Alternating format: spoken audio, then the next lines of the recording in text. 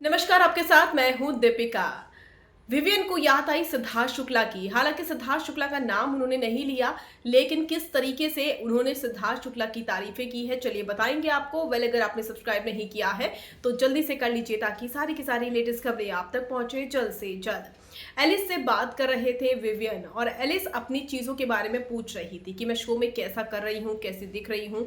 तो विवियन उन्हें समझा रहे थे कि लोग तेरे से पंगा ले सकते हैं क्योंकि तू सॉफ्ट टारगेट है, लेकिन ईशा से लोग पंगा नहीं लेते हैं क्योंकि उन्हें पता है कि अगर ईशा की चोटी किसी ने खींची तो वो उल्टा उसकी चोटी खींच देगी।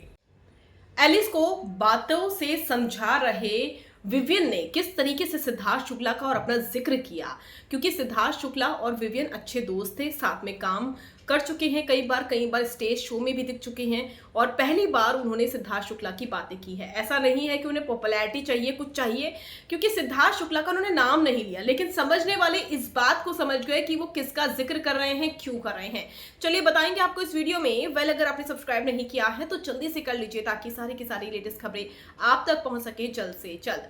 विवियन एलिस को समझा रहे थे और कह रहे थे, तुम जानती हो ये सारे लोग मुझे लाडला क्यों कहते हैं कलर्स का।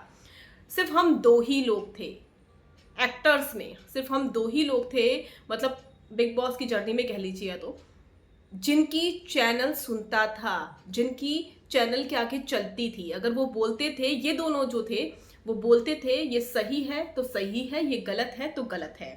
बहुत सारे लोग नहीं बोल पाते हैं, लेकिन सिद्धार्थ शुक्ला के अंदर भी वो काबिलियत थी कि वो बोलते थे, और यही वजह है कि वो विनर बने थे। यही क्वालिटी उन्हें अलग बनाती थी। लेकिन उसके बाद विवेक ने यह भी कहा कि एक हमारे बीच में नहीं है, और समझने वाले समझ गए कि वो सिद्धार्थ शुक्ला की बात कर रहे हैं। सिद्धार्थ शुक्ला का नाम उन्होंने नहीं लिया, लेकिन लोगों ने विवियन के मुंह से जब सुना ये चीज़ें कि चैनल के आगे सिर्फ दो ही लोग खड़े हो पाते थे, आमने सामने बैठकर बात करते थे और सही को सही गलत को गलत बोलते थे उस टाइम पर भी, और वो दो ही लोग थे जिसमें से अब एक नहीं है, यानी कि सिद्धार्थ शुक्ला।